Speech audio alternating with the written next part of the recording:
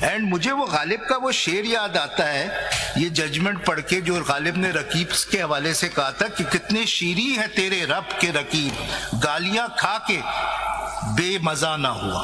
تو I mean the point, it's a very powerful judgment. اصل ابھی آپ کوشچن اب لے لیجیے کیونکہ آپ جو ہے نا ادھر گالیاں کا مطلب سر صرف یہ ایک کرٹیسزم.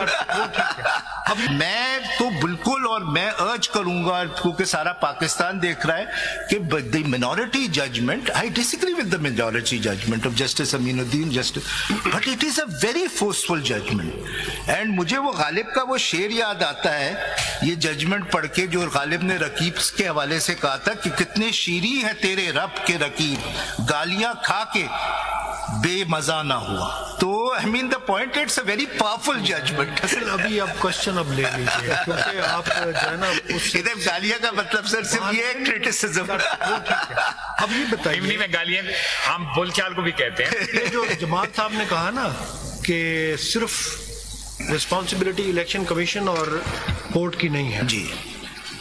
اب اس سارے سینیریو میں جہاں P C P as per your contention and 11 members presiding officer the returning officer وہ سارے گناہ گار ہیں جی. تو ان معصوم لوگوں کو آپ نے کیوں جوائن کرایا جب آپ جانتے تھے کہ you are not a parliamentary party? جی مس لیڈ تو آپ نے کیا. مس لیڈ نہیں سر. ایک بار سلمان آپ جواب دے دیجیے. ملک کے تمام ٹاپ کے جو لائرز تھے نا وہ اس پارٹی میں اس وقت الیکشن آپ یہ جانتے ہوئے کہ you are not a parliamentary party آپ نے ان کو جوائن کرایا جی اور انہوں نے جوائن کیا. اب میں اسی پہ آ رہا ہوں. سو پیج ایک منٹ پلیز آپ دے دیجیے گا نا سلمان. راجہ صاحب پلیز کوئی غلط کام اگر پہلے وہ اس کو انڈورس نہیں کریں گے. جی اگر آپ سمجھتے ہیں کہ وہ آپ غلط ہے تو سنیں گے لیکن دیکھیے نا تھوڑا سا بوجھ فیصل پہ بھی نہ آئے نا. نہیں میں اتنا بوجھ لوں گا سر جتنا لے سکتا. جہاں آپ صحیح بات کریں گے میں آپ سے اگری کروں. پھر ڈائیورشن وہاں سے ہوئی جی وہ ساری چیزیں ٹھیک سر. وہ اس میں آف کورس کہ ایک پھر رانگ کو اور پھر اس کو آپ ایڈمٹ پہ کرتے ہیں کہ دیکھیے میں یہ نہیں کہہ رہا ہوں نیگلیجنس ہماری طرف سے نہیں تھی بٹ دا پوائنٹ از کہ جو مین اور دس از واٹ 11 ججز ہیو سیڈ کہ جو مین مسئلہ کریٹ کیا ہے وہ ای سی پی نے کریٹ کیا. So that is what they went. But but you are not responding the question. Ji. Because you have so many legal brains in your party. Whether they have not read Article 51 of the Constitution and especially Clause D and its proviso. Sir, unka ye khayal tha कि because there was this rule in the election rules. There is no rule. This is the میں آپ کو بتا رہا ہوں. This is the constitutional provision. The proviso of Clause D of Article 51 says, provided that for the purposes of this paragraph, the total number of general seats won by a political party shall include the independent return candidates. So this is the very crucial question asking by the other members of the benches. Political party has been defined in Section 2 of the Election Law, Election Act. So آپ اس کو admit بھی کر رہے ہیں کہ the point is یہ بات اب جا کے سمجھ آئی. اب جا کے کلیئر ہوئی ہے after your lordship's judgment. No, the constitutional provision was clear. دیکھیے constitution اتنا کلیئر ہوتا. فیصل ایسا نہیں ہے دیکھیے اگر آپ یہ سمجھتے ہیں کہ پارٹی کو ڈائریکٹ نام لے لیتے ہیں کہ پی ٹی آئی کو وہ غلط فہمی تھی, ایسا نہیں ہے. اگر ان کو غلط فہمی ہوتی وہ اپنے ریزرو سیٹ کے لیے لسٹ نہ جمع کرتے. اگر ان کو غلط فہمی ہوتی وہ سرٹیفکیٹ جاری نہ کرتے. اگر ان کو غلط فہمی ہوتی تو candidate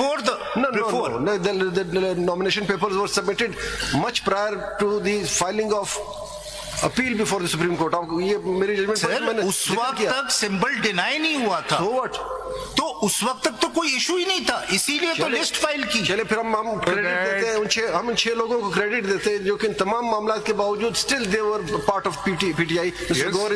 Sir, the point is وہ تھے کہ باقی چلے ایک اور بات ہے آپ کے سامنے مثال تھی ہمارے ایک ججمنٹ سے کسی زمانے میں اگر آپ کو یاد ہو سینٹ الیکشن میں مسلم لیگ کے کینڈیڈیٹس کو انڈیپینڈنٹ ڈکلیئر کر دیا گیا فار دا ریزن کہ head of the party is not head of the party. Therefore وہ آزاد حیثیت میں انہوں نے الیکشن لڑا. جس دن نوٹیفکیشن ہو فوراً وہ واپس اپنی پارٹی میں چلے گئے What has compelled you, what has restricted you not to join that party? The question is why you compelled them to join your party? یہ دونوں question ایک ساتھ. Sir, the reason is دیکھیے ایک انڈرسٹینڈنگ تھی, وہ آپ کی ججمنٹ نے کلیئر کر دی. وہ آپ کی ججمنٹ نے کلیئر کر دی کہ وہ انڈرسٹینڈنگ غلط ہے.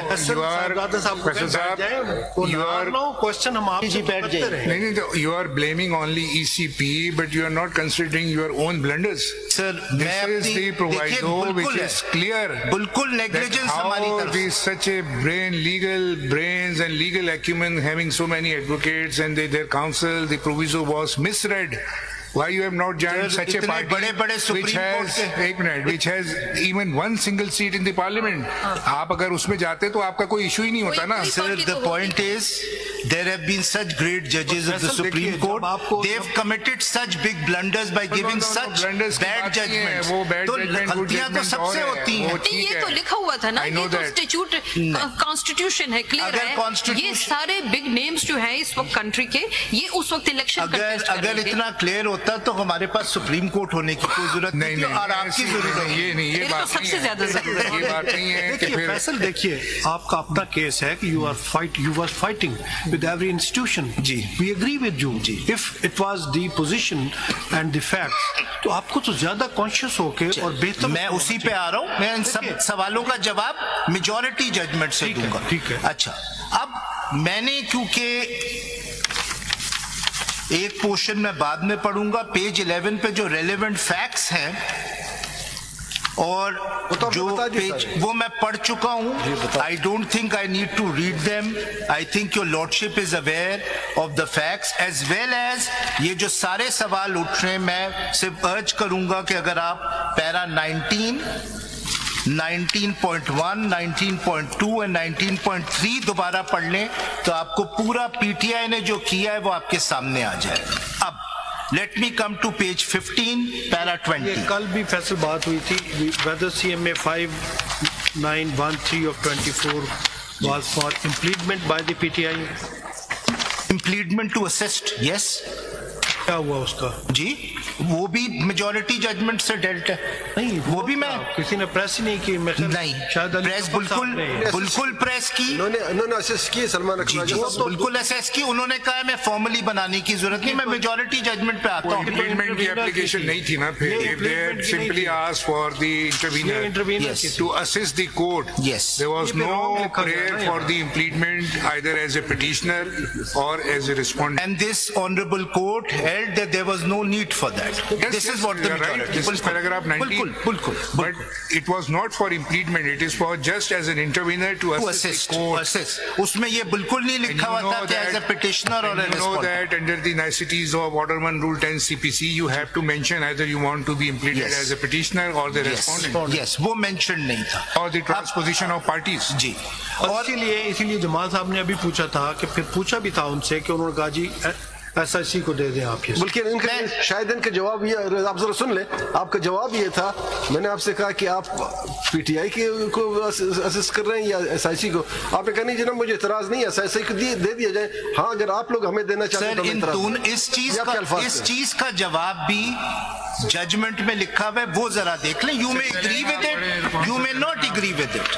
میں اس لیے میں چاہتا آپ سے صرف یہ ہوں کہ آپ ججمنٹ ذرا دیکھ لیں.